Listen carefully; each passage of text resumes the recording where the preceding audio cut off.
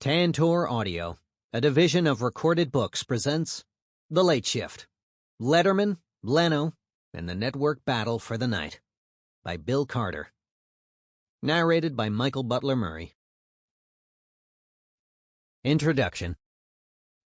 David Letterman dashed across the stage at the Ed Sullivan Theater in preparation for his introduction on his CBS late-night show, One Last Time, on the evening of May 20th, 2015. It was the 4,214th show he had hosted on CBS, his 6,028th late-night show, including his 11-year run on NBC. He wore glasses on the air now. His hair was close-cropped and wispy white, but he was trim and fit and ramrod straight as he strode out in a dark suit, white shirt, and blue design-flecked tie. The audience stood to cheer and applaud as announcer Alan Coulter read out the uniquely Letterman-esque intro one last time. And now, from a small town in Indiana.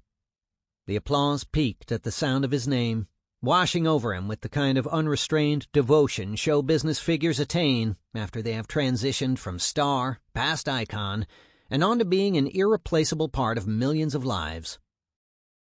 The ovation soared and refused to ebb, as though the audience could not willingly relinquish this last opportunity to give voice to their affection, until Letterman himself, typically self-conscious and uncomfortable with excess, all but begged for it to end. "That's it, stop it right there." Finally, he got them to sit, ready for closing night to begin, with a monologue, of course.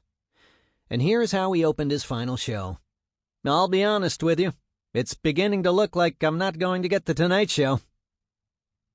Jay Leno had his own farewell to late night 15 months earlier. He was accompanied by a similarly rapturous greeting from his audience, which, in his case, included many friends and family of the show and its crew.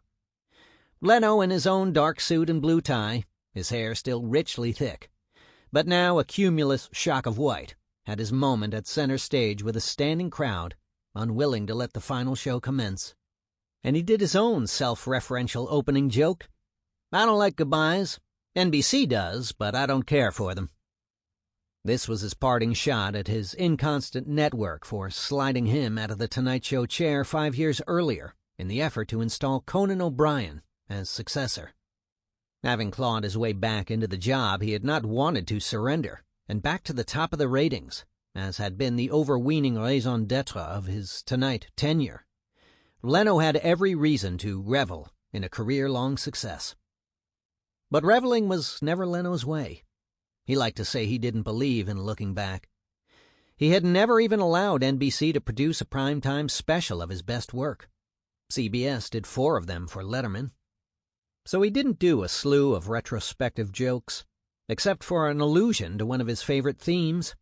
"So much has happened. You know the saddest part? O.J. never found the real killer." The night did not pass without the inevitable reference, however. It fell to a guest, Sheryl Crow, to deliver it in a parody of the song from The Sound of Music, a new version of which had been produced live on NBC 2 months earlier.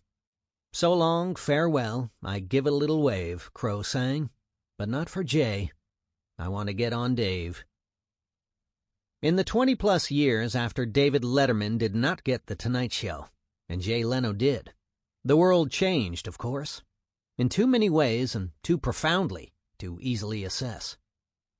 For the television business the two men served so enduringly, the changes were convulsive.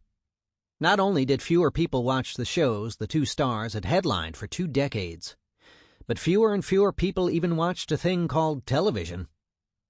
The show that had been the centerpiece of their endlessly intersecting lives, NBC's Tonight Show, rolled on under its talented new star, Jimmy Fallon.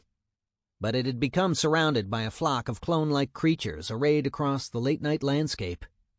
Almost all of them owed something to Letterman and Leno, not to mention Steve Allen, Jack Paar, Dick Cavett, Jon Stewart, and, of course, Johnny Carson. Virtually all the new hosts still told opening monologues, sat behind desks, talked to celebrities, introduced music acts, and said goodnight. And they were almost always men. But the thing that had distinguished the Sample complete. Ready to continue?